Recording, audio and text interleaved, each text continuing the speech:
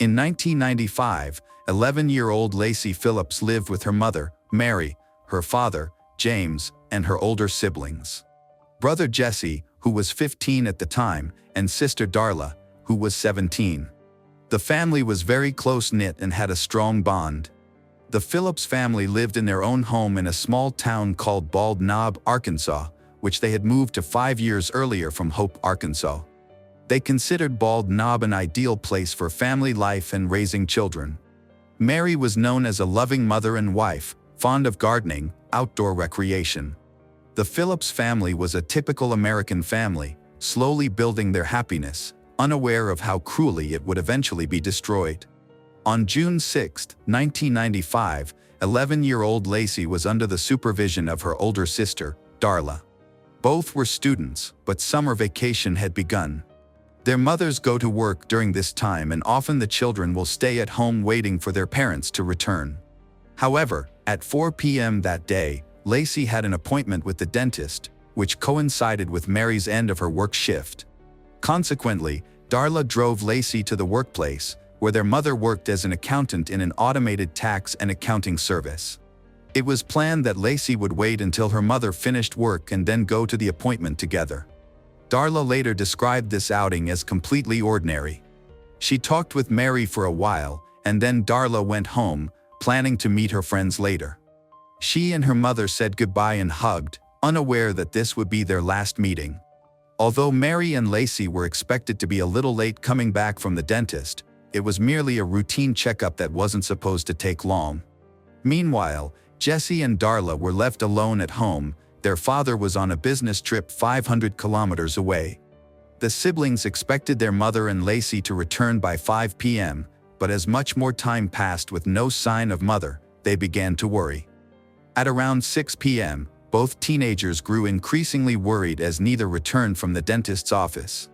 Lacey is too young to have her own plans, and Mary had no other plans for the evening.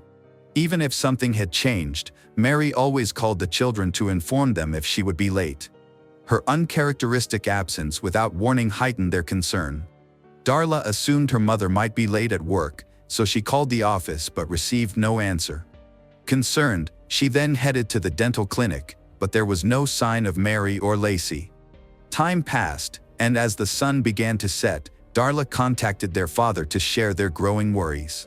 He suggested they leave the house and look around the area, considering that Mary's car might have broken down or she might need help.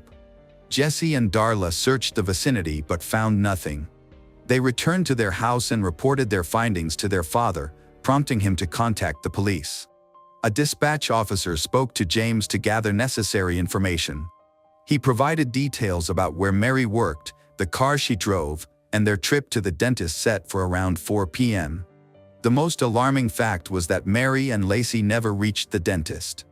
Law enforcement took James's report seriously, confirming that no one had arrived at the dental office.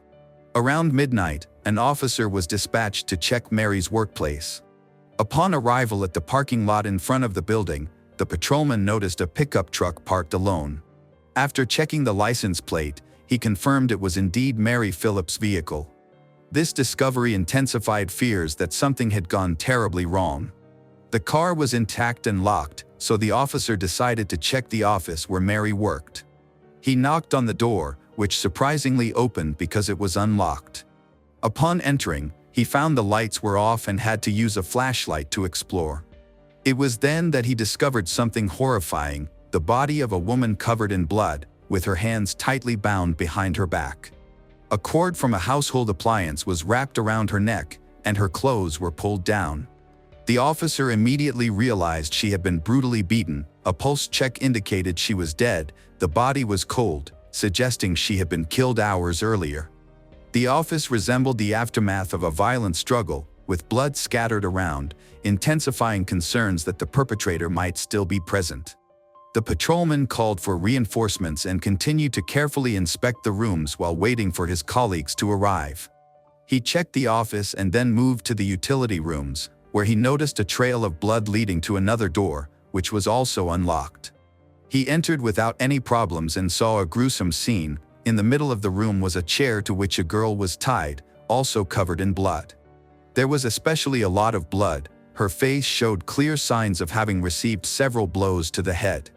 Thought the girl was dead, he managed to take several pictures of the second victim when she suddenly woke up, opened her eyes, and looked in his direction.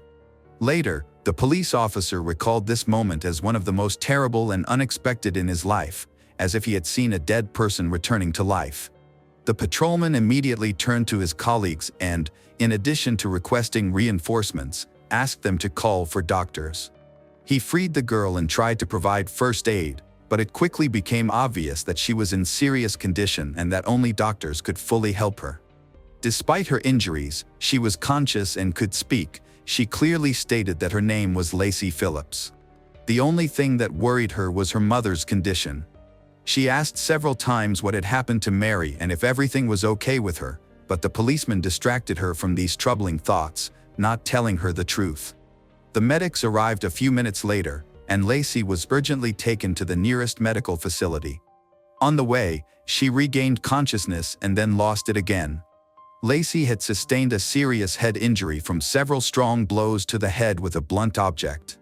Additionally, marks were found on her neck indicating strangulation, and in addition to sustaining a fracture in her cranial vault, she had a broken jaw. Mary's husband, James, was notified that something had happened to his loved ones but was given no details. He immediately packed his things and left for the city to see his daughter in the hospital to support her.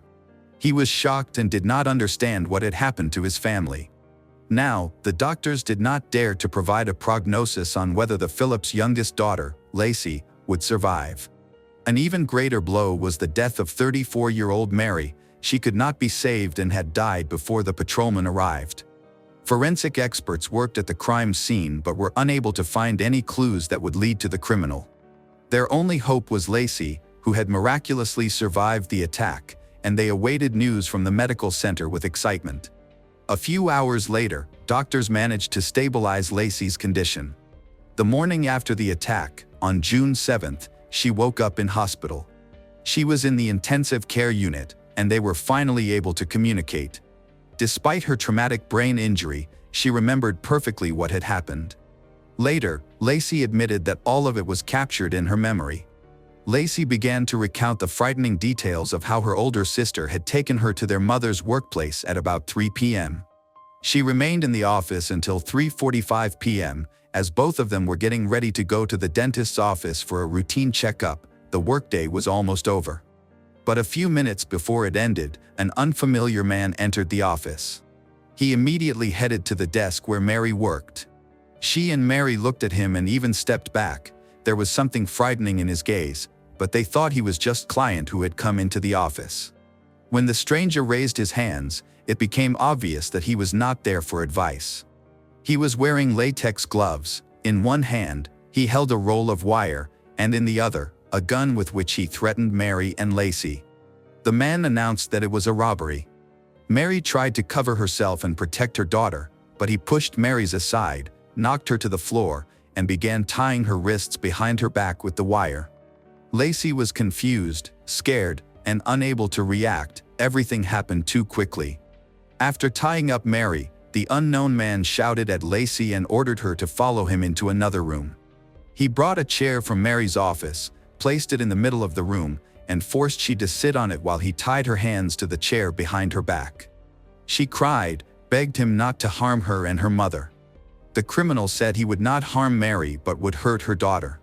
After securing Lacey to the chair with wire, he immediately hit her hard on the head with the handle of the pistol. Her eyes went dark, and she lost consciousness.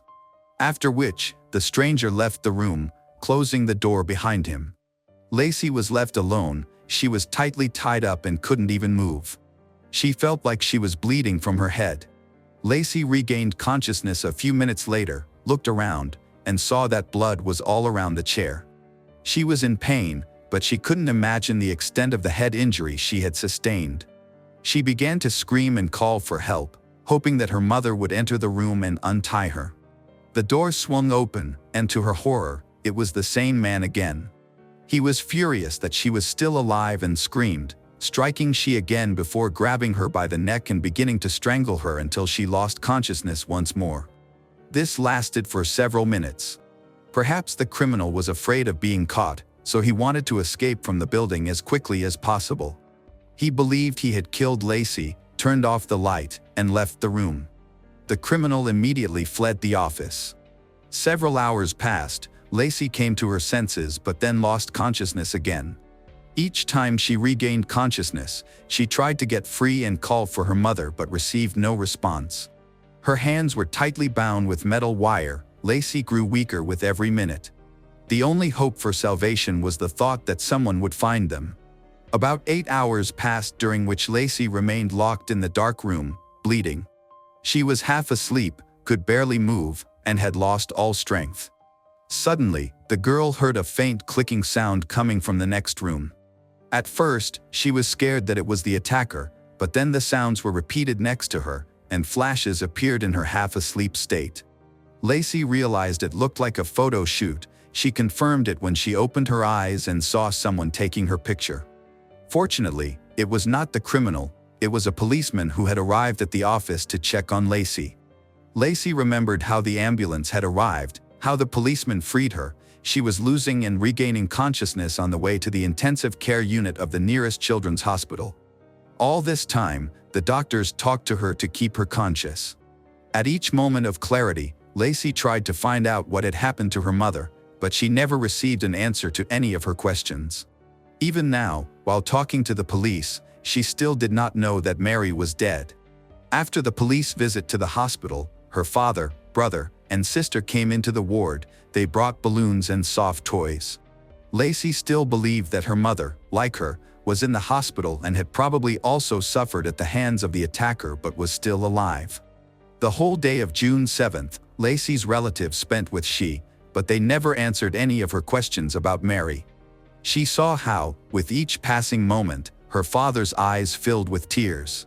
Doubt began to creep in, but at that time, Lacey was still too weak and simply pushed away the bad thoughts. In the evening, James gathered his strength, went up to his daughter, knelt down, and hugged her. In a trembling voice, he told her that Mary was now in heaven with her great-grandmother. The detective leading the investigation could not afford to be sentimental, as the criminal responsible for the attack was still on the loose and might strike again. The local residents were in danger, and the bloodthirsty killer had to be stopped urgently. When Lacey found out about this, she realized with horror that she was the only chance for the police to catch the criminal. She also understood that she was in great danger and that the attacker might return to eliminate her as an unwanted witness. In the office where he committed the murder and attempted murder, the stranger left no traces. He managed to avoid leaving evidence by using latex gloves, which Lacey reported. However, he left biological fluids after abusing Mary, but their examination would take time, and the research capabilities of that era were much more modest. Therefore, the results only allowed the police to limit the circle of suspects, which at that point was not substantial. The criminal was likely an experienced killer. He knew how to avoid being caught, acted covertly, and used gloves. However, the police still had the main source of information, Lacey. She remembered the attacker perfectly and provided a very detailed description, including the smallest details of his clothing, appearance. Having learned that this man had taken her mother away from her, she was determined to bring him to justice.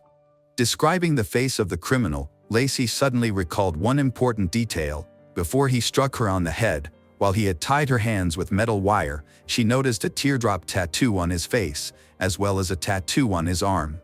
This detail allowed the detectives to match these distinctive features with registered criminals. Detectives quickly identified a 31-year-old man named Jack Jones, who had the tattoos described by Lacey. Jack was well known to the local police for multiple robbery charges, but investigators did not suspect that he was responsible for much more serious crimes. The police quickly discovered Jack Jones's last known residence and went to apprehend him, expecting that he might already be on the run. To their surprise, Jack personally opened the door, did not seem alarmed at all. He was immediately brought to the station for questioning. While being taken to the department, detectives contemplated what tactics to employ to get the criminal to talk. To their surprise, no tricks were needed. As soon as Jack was asked about Mary and Lacey, he calmly began to recount what had happened. He stated that he had seen Mary standing in her office early that same day while he was driving past. As soon as it happened, he decided that he wanted to kill her because he found her incredibly beautiful. He returned later, knowing that the office closed around 4 p.m., when there should have been no one there. However, he saw a girl there but did not retreat. He tied up Lacey in the room because he was not interested in her. His goal from the very beginning was Mary. He bound her hands behind her back, placed her on the floor, abused her, and then cut a cord from the kettle, wrapped it around her neck, and began to strangle her. According to Jack Jones, this murder was an act of revenge for the abuse of his wife, as her attacker remained unpunished. The investigation revealed that Jack's wife did report the crime to the police, but later she retracted her statement against the abuser, leading to his release. Jack insisted that his wife was indeed abused, but why Mary had to pay for it remained a mystery. On the evening of June 7, 1995, Jack Jones was arrested for the abuse and murder of Mary. He was also charged with the attempted murder of Lacey. When the Phillips family was informed, everyone breathed a sigh of relief, as no one could be sure that the killer wouldn't come back to eliminate the only witness. However, their fight was just beginning, as Jack still had to be brought to justice in court. Thanks to his confession, there should not be any problems. Lacey did not want to attend the hearings to avoid further trauma, but the existing evidence against him was enough to send him to prison. The trial began in April of 1996. By that time, law enforcement officials had carefully reviewed all the evidence against Jack. It was decided to show in court a recording of Lacey's account, made on a dictaphone while she was recovering from her injuries in the hospital. She quickly recovered physically, but psychologically she was broken. However, even in such a state, she wanted justice. The defense attorney tried to refute her statement, but the jury did not believe him. The defendant himself pleaded not guilty by reason of insanity, claiming that he was not himself during the attack on the mother and daughter because he was treating his bipolar disorder with illegal drugs. His arguments about a difficult childhood were also unconvincing. Ultimately, the jury found Jack Jones guilty on all counts. For the murder of Mary Phillips, he was sentenced to death by lethal injection. For the brutal beating of Lacey, he received a life sentence along with an additional 30 years and a fine of $15,000 for the attempted murder of Lacey. But this was not the end of Jack's criminal story. While on death row, he confessed to another murder, that of 32-year-old Lori Barrett. This incident occurred during her 5-day vacation in Fort Lauderdale, Florida, where she planned to visit friends. Because she arrived late, she didn't want to bother her friend's family and decided to stay at a hotel instead. That evening, Barrett went to a local bar to relax after her trip. There, she met a young man with several tattoos. According to several witnesses who spoke to the police, Barrett was seen drinking with the stranger until about 2 a.m. in the hotel patio. After that, they went up in the elevator together, presumably to her room. The next day, she failed to show up for a planned barbecue with her friend. Later, a cleaning lady went to her room and found her body, which had been abused and strangled. Jack Jones confessed to this murder in 2005, claiming that he liked Barrett right away, and they spent the whole evening together before going up to her room. However, the details of what happened next and the reason for the attack remain unknown, as Jack refused to disclose them.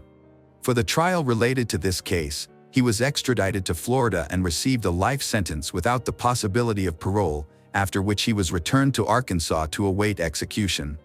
Interestingly, Jack Jones could have been caught and convicted of this crime while it was still being committed. A composite sketch was created based on witness statements and footage from the hotel's security cameras. His sister identified him after seeing the sketch in a newspaper and showed it to their father, who insisted that she never talk about the event or show Jack's image to anyone else. She complied, remaining silent. Jack's father then put him on a bus and sent him to Arkansas to prevent anyone from recognizing him based on the composite sketch. Unfortunately, it cost Mary Phillips her life. When Jack's family was questioned about the story, they admitted that they knew their son had met with Barrett before the attack but did not believe that Jack could be involved in such a brutal crime. Consequently, the father decided not to contact the police. They described Jack as a very complex person who grew increasingly gloomy and cruel with age, taking out his anger not only on his siblings but also on his parents. However, they justified his behavior until the last moment, believing he could be loving and gentle. They did not think he was capable of murder.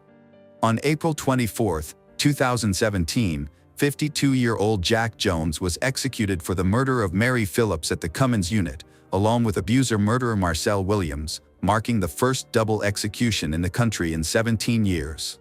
Jones and Williams were 2 of 4 inmates executed in Arkansas in April 2017, the other 2 being convicted murderers Liddell Lee and Kenneth Williams.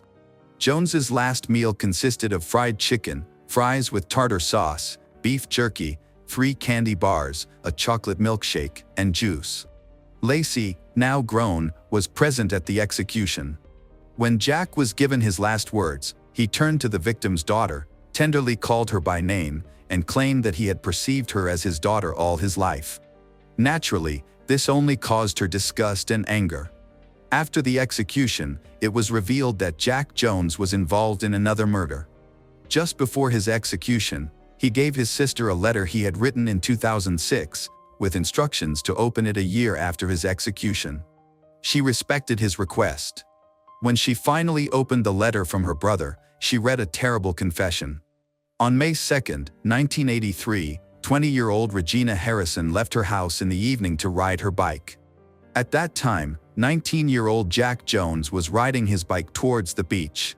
He meets Regina, who catches his eye and secretly follows her to a deserted street where he attacks, abuses, and kills her. They began to search for her that same evening after Regina did not return home at the appointed time. The next day, her body was found in a nearby park with signs of abuse and strangulation, which became the cause of death.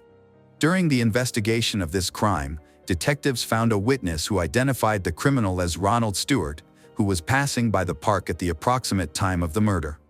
In January of 1985, Ronald pleaded guilty and was then sentenced to 50 years in prison. He died behind bars of cancer in 2008. It later turned out that the only reason an innocent man took the blame was that Ronald Stewart had already committed a series of abuses of other girls. He had been convicted of those crimes and was now afraid of the death penalty, so he made a deal with the prosecution and pleaded guilty to second-degree murder. Ronald never denied his guilt during his lifetime, but DNA testing later showed that he was not guilty of Regina's murder. After Jack Jones' sister, Lynn, went to the police and handed over the letter confessing to the murder, DNA testing was conducted, and in February 2019, his words were officially confirmed: Jack was behind Regina's murder. Before the execution, he lost one of his legs due to diabetes.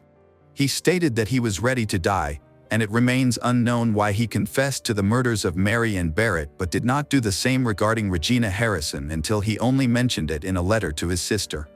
After the execution, it became official that Jack had killed at least 3 young women. Law enforcement officials now believe that he could have been involved in more brutal crimes. Mary's widower, after Jack's death, spoke out against people who expressed support for the criminal. There were supporters of the killer who believed that he deserved a lighter sentence and demanded that the execution be cancelled. However, James said that he did not believe they would have maintained such a loyal attitude towards the criminal if he had killed their loved ones. Lacey, after talking to journalists, said that she could finally move on with her life. Justice had finally prevailed, and this dangerous criminal would no longer be able to harm anyone. However, even despite the execution, she believed that she would never be able to completely free herself from the consequences of the horror she had endured. As the sun set over Veracruz, Sylvia Jazmin got into her red car after enjoying a relaxing pedicure. She had just shared a warm meal with her mom and hoped to be home for dinner. Everything seemed normal. She parked by a quiet bus terminal, unaware that someone was watching her closely. The evening felt familiar calm. Then, suddenly, something happened.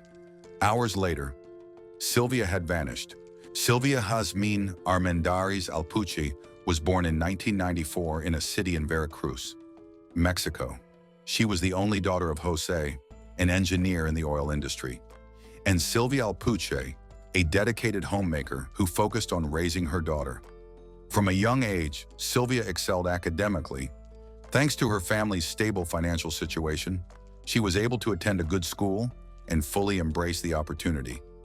In addition to her academic success, Sylvia demonstrated exceptional talent in drawing and public speaking, receiving many awards during her school years. After graduating from high school, she studied industrial engineering in Mexico City. She also had a strong interest in languages. Through her determination and hard work, she became certified in both English and French, which provided her with opportunities that many only dream of. As a young adult, Sylvia gained independence and started her professional career at a large state-owned company in the petroleum and natural gas industry. However, her life wasn't solely about work and ambition. She cherished moments with her family, her close friends, and her 3 dogs. Like many young women, she envisioned getting married and starting a family one day.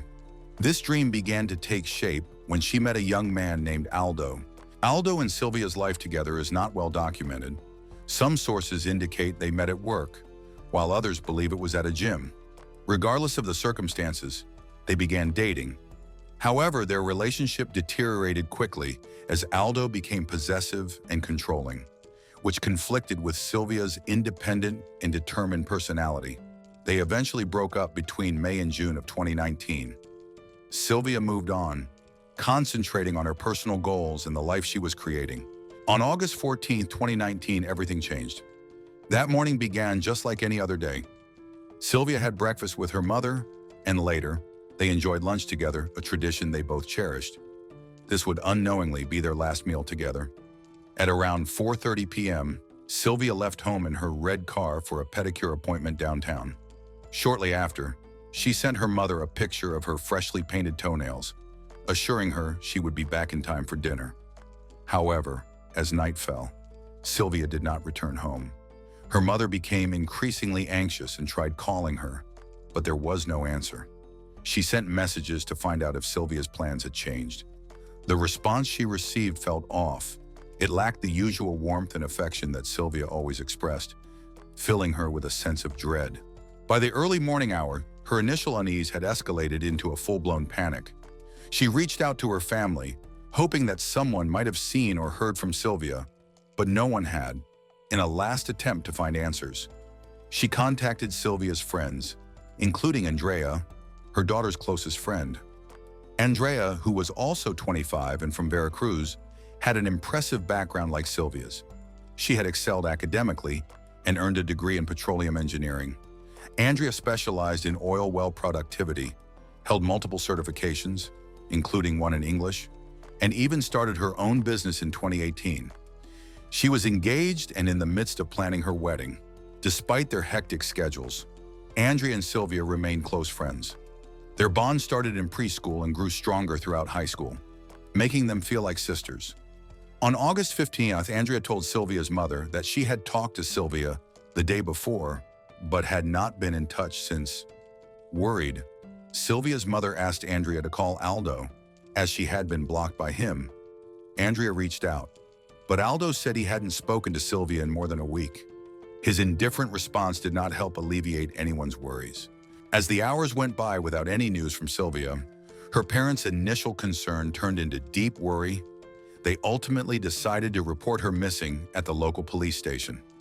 Shortly after filing the report, the police found Sylvia's red car parked near a bus terminal, but there was no sign of her. Time passed slowly until a call from an oil company worker led to a shocking discovery. While clearing an area near the pipelines, workers noticed human remains discarded in a makeshift dump by Cosoleacaque Nueva Tiapa Highway in southern Veracruz. When the police arrived, they found a disturbing scene. The only identifiable remains were 2 lower legs, clearly belonging to a woman. The rest of the body had been severely burned and was unrecognizable. Investigators only had the legs to identify the victim, so they contacted Sylvia's parents. When her mother saw a photograph of the remains, she instantly recognized them as her daughter's due to the nail design, which matched a photo Sylvia had sent her just hours before she went missing. However, forensic verification was essential. The remains were sent to the medical examiner, and DNA results a few days later confirmed the heartbreaking truth. The body was that of 25-year-old Sylvia. The forensic analysis revealed a horrific scenario. Sylvia had been shot in the head, but the bullet wound alone was not the cause of death. Experts determined that she had died after being set on fire while still alive, wrapped in flammable plastic bags, which explained why her lower legs had not entirely burned. Armed with this disturbing evidence, investigators began to look into Sylvia's social life. During their discussions with family and friends, one name kept coming up: Aldo Castellan, her ex-boyfriend. Their breakup had been due to his possessiveness and jealousy, raising immediate concerns. When the police attempted to find Aldo, he had disappeared. His family claimed they did not know his whereabouts. This led to increasing suspicion that he had not simply vanished, but had received assistance to escape. Online speculation surged, filled with alleged sightings and rumors about where he might be. Meanwhile, Sylvia's family prepared for her burial, mourning deeply as they laid her to rest at the local cemetery. Her parents, heartbroken, struggled to comprehend how their lively and accomplished daughter had met such a tragic fate. As the investigation into Aldo escalated, authorities learned troubling details about his background. Just before Sylvia's murder, he had taken a 30-day leave from work. He also deleted all his social media accounts and severed connections with his former friends and acquaintances. His history was alarming. During his time as a student, he was diagnosed with schizophrenia and frequently exhibited aggressive behavior. He often arrived at school armed and confronted classmates aggressively. Despite numerous concerns voiced by people at his university, he faced no repercussions, reportedly protected by his father, who was also known for his explosive temper. Further investigation showed that Aldo escaped using an ambulance from the state-owned petroleum company where Sylvia worked. He reportedly received help from an uncle in planning his escape. In response to this elusive and potentially dangerous fugitive, the Attorney General's office announced a reward of 400,000 pesos for any information that could lead to his capture. Meanwhile, Sylvia's mother channeled her grief into activism. She organized rallies, distributed flyers featuring Sylvia's photo, and demanded justice. Her efforts joined a growing movement of families in Mexico, determined to ensure their daughters' stories are not forgotten. When the global issue began in early 2020, leading to lockdowns and restrictions, Sylvia's family and supporters quickly adapted. They utilized social media to organize virtual campaigns and protests, determined to keep her case in the public eye. For several months, there was no progress in the investigation. However, on July 14, 2020, nearly a year after Sylvia's death, there was a significant breakthrough. Aldo, now 32, was arrested. Officials attributed his capture to diligent investigative efforts, while media outlets suggested it was a stroke of luck. Police had received an anonymous tip about a man causing a disturbance at a public transport stop. When officers arrived to question him, he brandished a knife but was subdued and identified as the fugitive. Upon confirming his identity, authorities noted that there was an active warrant for his arrest for the femicide of Sylvia. While in hiding, Aldo took many steps to avoid being found. He lived in a well-supplied home that helped him stay hidden for several months. He also changed his appearance a lot by gaining weight and growing his hair long. When he was finally questioned, he claimed not to know Sylvia, but it didn't take long for his lie to fall apart. Aldo was arrested and moved to a social reintegration center, where he was formally charged with Sylvia's murder and with attempting to destroy evidence by burning her remains. Soon after his arrest, his mother shared a letter online declaring her son's innocence. She argued that there was no solid evidence against him and suggested that he was being unfairly targeted simply because he was Sylvia's ex-partner. In her statement, she claimed that Aldo had suffered physical abuse at the hands of the police, who she accused of trying to coerce a confession. She also criticized law enforcement for not exploring other potential leads in the case. While she expressed compassion for Sylvia's family, she pledged to advocate for what she believes to be the truth about her son. Aldo's mother said her son had gone into hiding for nearly a year because their family was receiving death threats. When Aldo was found, it brought relief to Sylvia's family and friends, as many thought the case was close to being resolved and that justice was finally coming. However, just when it seemed closure was within reach, unexpected news changed everything. On December 3, 2020, the police arrested Andrea, Sylvia's lifelong best friend, in connection with the crime. This news shocked Sylvia's family and the community. Andrea was a key advocate for justice, even providing the crucial voice message in which Sylvia identified Aldo as her potential killer. She supported Sylvia's mother during protests, allowed her phone to be analyzed for evidence, and was widely recognized as a vital force in maintaining attention on the case. However, authorities accused her of involvement in the crime, stating they had strong evidence against her. Prosecutors reported that several protected witnesses came forward, with one claiming that Andrea had been secretly involved with Aldo while he was with Sylvia. These allegations caused distress among those who knew both women. Andrea rejected all accusations, insisting that she had been in a serious relationship with another man she intended to marry before her arrest disrupted those plans. She provided a detailed account of her activities on the day Sylvia went missing. She claimed she had visited a spa, forgot her wallet, and called her mother to bring it to her. Her mother confirmed that they returned home together around 8:30 p.m. However, cell tower data contradicted their story. Analysis of the phones belonging to Sylvia, Aldo, and Andrea showed that all three were at the same location around the time the crime likely happened. This discovery led to new protests, this time initiated by Andrea's parents, who argued that their daughter was being wrongly accused for not testifying against Aldo. By early 2021, Aldo and Andrea started sharing their perspectives on the situation through letters and social media posts from their detention centers. In one handwritten note, Andrea expressed her gratitude to those supporting her and her family. She hoped that the prosecution would take a closer look at the evidence and reconsider the possibility of a mistake. Meanwhile, Andrea's parents initiated a social media campaign to share photos, documents, and her side of the story. They also called for the anonymous witnesses who accused her to be revealed, arguing that transparency is crucial for ensuring a fair trial. Despite their efforts, the outcome remained unchanged. In September 2022, after a long and emotionally intense trial, 27-year-old Andrea was found guilty of murdering Sylvia and sentenced to 70 years in prison. The judge referred to the so-called overwhelming evidence, especially the geolocation data from Andrea's phone, which showed she was at the crime scene during the crucial time. For Sylvia's parents, the verdict provided some legal closure, but it did not bring peace.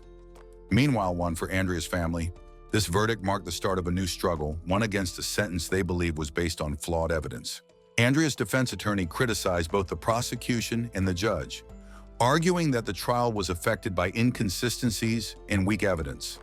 From the defense's viewpoint, Andrea was condemned not for any proven involvement in the crime, but for her refusal to testify against Aldo. Although she knew about the violent relationship between Sylvia and Aldo, Andrea had never seen the crime occur and lacked concrete proof to blame anyone.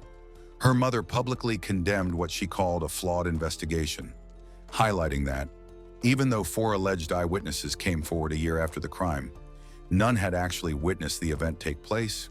There was no solid proof of a romantic relationship between Andrea and Aldo, which prosecutors used to suggest they were involved together. The main issue was the cell phone geolocation data.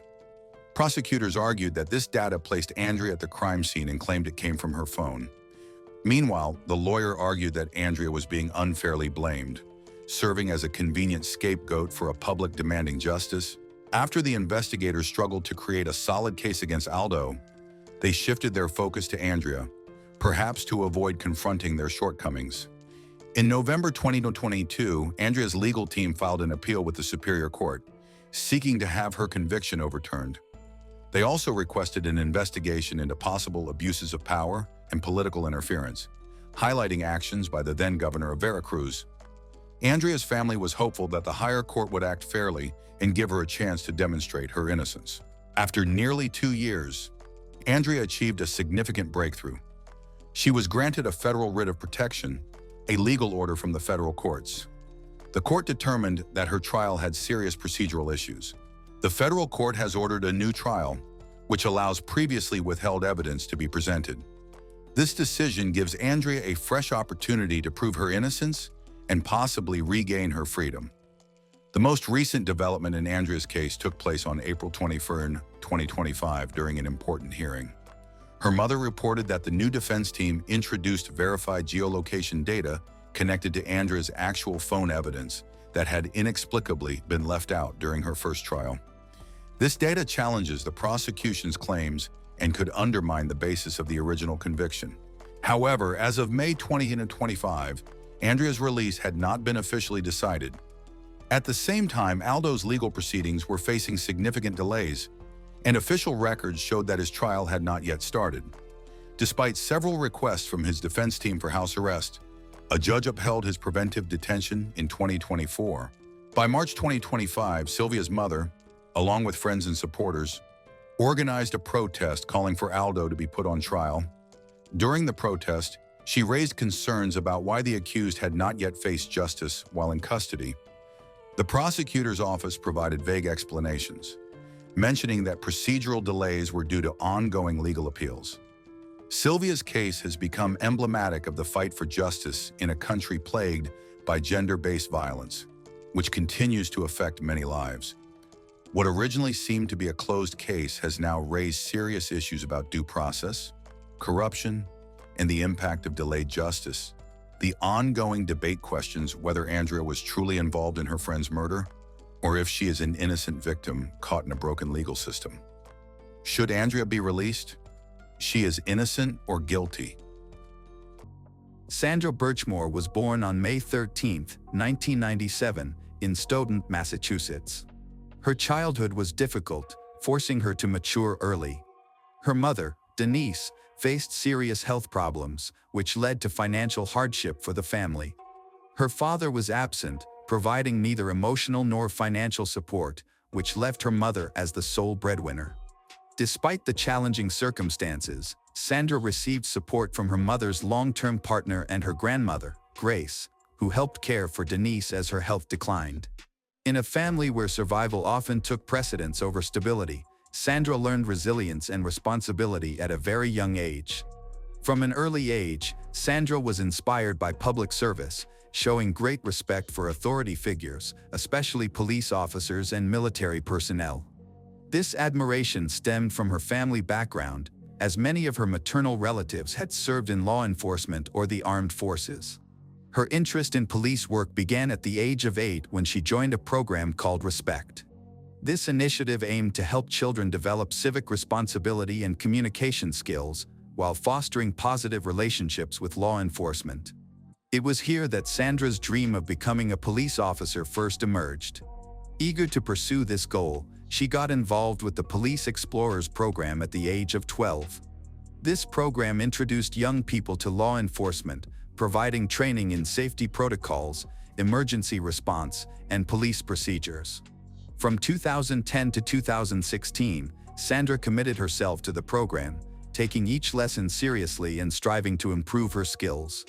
Friends and mentors were impressed by her dedication, recognizing that this was more than just an extracurricular activity, it was the foundation for her future. However, life had unexpected turns ahead. In 2016, when Sandra was 19, tragedy struck with the passing of her mother, Denise. This loss left her heartbroken. Although her aunt offered support, the grief was overwhelming. This difficult time coincided with the end of her participation in the Police Explorers program, creating a challenging crossroads for her. The career in law enforcement she had once dreamed of seemed to drift away as she struggled to regain her footing. After graduating high school, Sandra decided to pursue a new path by enrolling in college prep courses with the intention of studying nursing. While she shifted her focus, she never completely let go of her passion for police work and maintained connections with her peers from the Explorers program. However, the struggles she faced during her childhood impacted her in ways she didn't fully understand. The loss of her mother and the absence of a strong father figure left her seeking guidance and validation from authority figures, a vulnerability that would significantly shape her future. In 2020, Sandra moved to Canton, a town in Norfolk County, Massachusetts, with a population of about 25,000, in search of a new beginning. Canton was known for its safety and friendliness, making it an attractive place for her to settle down. She found a job as a teacher's assistant at Sharon Public School, where she worked with students who had special needs. Although this role was not her ultimate career aspiration, she viewed it as a stepping stone toward a better future. Her experience caring for her mother had fostered a strong desire to help others, and she aimed to build a career that would allow her to make a difference. Colleagues regarded Sandra as outgoing and friendly, though her emotional openness sometimes crossed boundaries, making others uncomfortable. Despite her tendency to overshare personal information, her dedication to her students is evident. She genuinely cares and invests a great deal of effort into her work. Although she lacks experience, her warmth and ability to connect with others endear her to many. However, this also renders her vulnerable to those who might take advantage of her trust. Sandra views her time at Sharon Public Schools as a temporary phase leading to something more meaningful. She had goals and dreams for a purposeful future. However, her eagerness to connect with others and her tendency to trust without question would ultimately lead her into a dangerous situation with severe consequences. Sandra met Matthew Farwell for the first time in 2010 when she was 13 years old. At the time, she participated in the Police Explorers program, which sparked her interest in law enforcement. Matthew, a 27-year-old instructor in the program, quickly became a mentor to her. Initially, their interactions were limited to activities within the program, but as time went on, their communication extended beyond official meetings.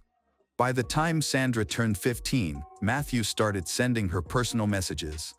He used subtle psychological tactics to make her feel dependent on him. What had begun as guidance turned into manipulation, and over the years, their relationship developed into an unhealthy dynamic. Matthew's control over Sandra grew as he inserted himself into all areas of her life, becoming extremely possessive. He demanded to know her whereabouts at all times and insisted that she keep him updated on her acquaintances.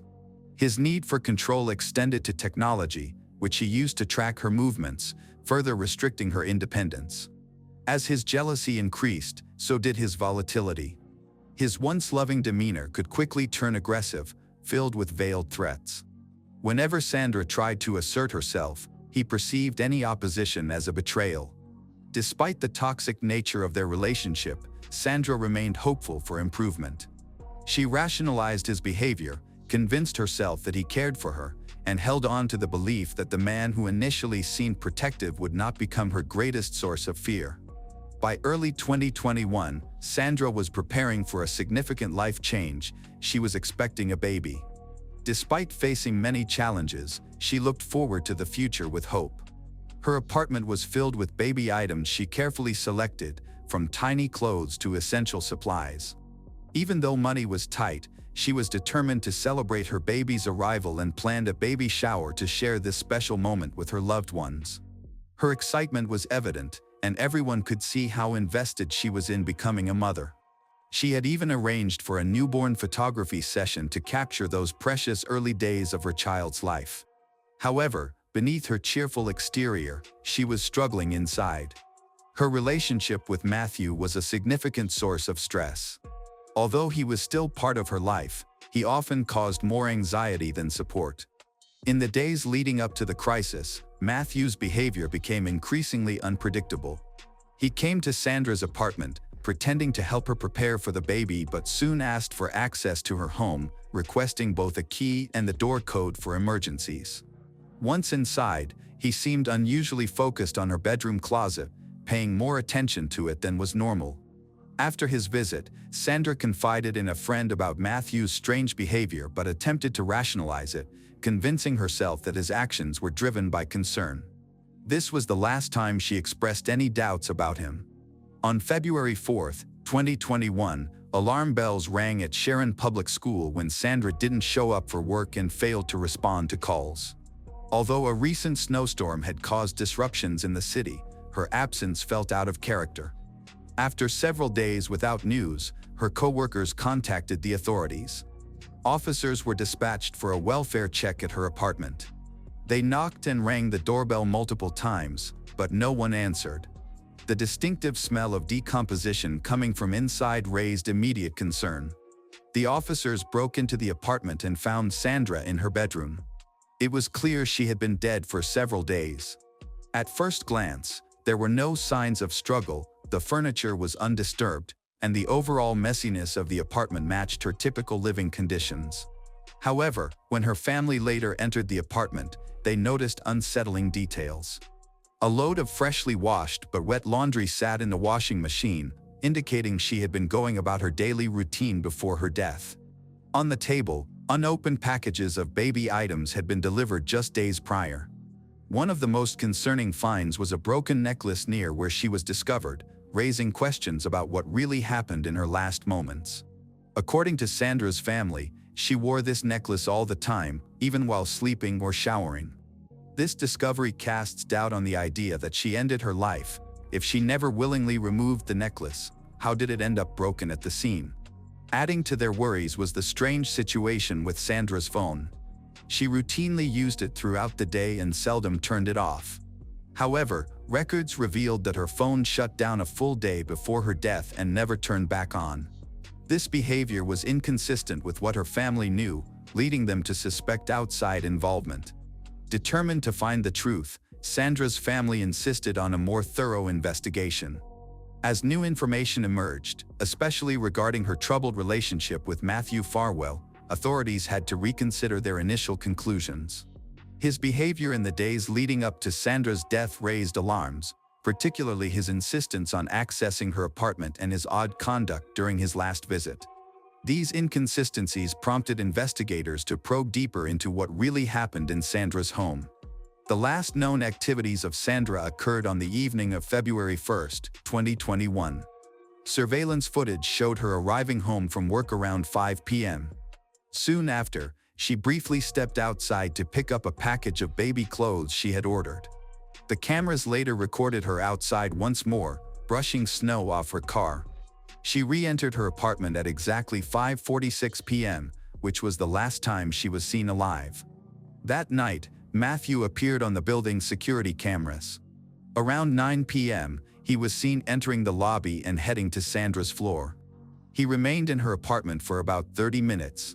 His heavy winter clothing and face mask suggested he was prepared for the cold, but his intent to conceal his identity was notable. The next day, Sandra did not show up for work and did not respond to messages, which raised concern. Federal investigators quickly took an interest in her case and began a comprehensive review. Their main focus was the initial crime scene assessment, which they deemed inadequate and which missed vital details. They quickly found evidence disproving the theory that Sandra had harmed herself. She had been excitedly preparing for her baby's arrival, ordering supplies, planning a baby shower, and scheduling maternity photos. These actions demonstrated that she was looking forward to her future, not preparing to end her life. Further suspicions grew when forensic experts examined the injuries on Sandra's body, as the marks were inconsistent with typical self-harm patterns. Investigators also analyzed Matthew's phone records and found deleted messages that revealed a troubling history of manipulation and coercion. They discovered that Sandra had been pregnant with Matthew's child, which significantly altered the direction of the investigation. At the time of her death, she was 3 months pregnant, a fact that intensified their already troubled relationship. Matthew not only denied any responsibility for the child but also reacted with aggression, applying both psychological and physical pressure on Sandra. Her pregnancy became a source of escalating conflict. Initially, Matthew tried to distance himself from her and avoided discussions about the baby. However, as he began to understand the implications of the situation, he re-established contact. His sudden change in behavior, from avoidance to outreach, raised further concerns for investigators. After Sandra's death, they discovered an important detail: Matthew was married with children. Although Sandra was aware of his marital status, she found out in late 2020 that his wife was expecting their third child. This news was devastating for Sandra, prompting her to confide in a friend about her emotional turmoil. She even considered informing Matthew's wife about their affair but ultimately decided against it. When Sandra informed Matthew of her pregnancy, he responded with hostility. He questioned whether he was the father and made it clear he wanted nothing to do with the baby. As tensions rose, Matthew's behavior became increasingly erratic, leaving Sandra feeling anxious and overwhelmed by the pressure and threats she faced. She shared her worries with friends. Investigators found concerning patterns in their communications. Matthew frequently monitored her movements, exhibited extreme jealousy, and sent threatening messages. Matthew's manipulative behavior extended beyond Sandra and possibly affected others as well. What began as a case involving one young woman revealed a broader pattern of misconduct within the Police Explorers program, where Matthew had been a mentor. A review of the program's records uncovered multiple instances of inappropriate relationships between instructors and participants. Sandra had joined the program at age 13, and her involvement with Matthew began when she was only 15, an ethical violation that, compounded by their significant age difference, crossed serious legal lines. However, Sandra's case was not an isolated incident. A larger investigation into the Police Explorers program unveiled decades of unchecked misconduct. Established in the 1970s, the program had operated with little oversight, allowing mentors to misuse their authority without facing consequences. Investigators discovered that other officers, including Matthew's brother William Farwell and their superior Robert Devine, were also involved in misconduct. They uncovered over 200 cases of inappropriate behavior that had gone unreported or improperly investigated over the years. Additionally, they found that in January 2021, an officer had received an anonymous tip about possible misconduct involving Matthew. Instead of reporting it, the officer privately warned Matthew, enabling him to cover up his actions. Shortly after, Matthew began deleting messages and took steps to regain Sandra's trust, which investigators believed was an attempt to prevent her from coming forward. The exact incident inside Sandra's apartment that night remains unclear, but forensic evidence suggests a likely timeline.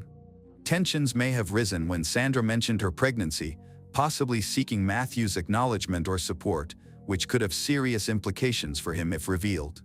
A broken necklace found near her body indicated a struggle, and investigators theorized that Matthew may have used force against her. Her phone, which was turned off shortly after Matthew arrived, might have held critical evidence about that night.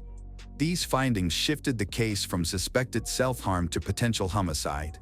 Sandra's death led to Matthew Farwell's arrest in 2024 and revealed systemic failures within local law enforcement. The Police Explorers program was permanently closed, but the consequences of years of unaddressed misconduct continued to impact many lives. This case sparked widespread calls for reform, prompting authorities to reconsider how they monitor mentorship programs involving minors. The investigation into Sandra's death reached a significant point in August 2024 when Matthew was arrested and charged. Prosecutors provided compelling evidence linking him to the incident that occurred that night. This evidence included text messages that showed years of manipulation and control, security footage that captured him at Sandra's apartment shortly before she was last seen alive, and forensic analysis indicating that her injuries were not self-inflicted. The charges against Matthew also included several counts related to his inappropriate relationship with Sandra when she was underage. Records indicated that he had used his position in the Police Explorers program to groom and manipulate her from a young age. These revelations undermined his claims of innocence, which he maintained even after his arrest. However, holding other suspects accountable proved to be challenging. Investigators had connected Matthew's brother, William Farwell, and their superior, Robert Devine, to misconduct within the program, but they were never formally charged. Many believe that law enforcement is reluctant to confront more serious problems in the system, which has led to a lack of further prosecutions. As of early 2025, Matthew Farwell's trial was still in progress. Prosecutors contended that Sandra had been forcibly restrained and that her death had been staged. Forensic experts testified that key signs, such as specific eye hemorrhages and facial swelling, were absent, supporting the theory that she had been subdued before her body was placed in the closet. If convicted, Matthew could face the harshest penalties, including a potential death sentence. Sandra Birchmore's case became more than just a tragic incident, it highlighted systemic failures in law enforcement oversight. Her family, along with activists and advocates, continued to seek justice, determined to ensure her story remained heard and that her case would lead to meaningful reform.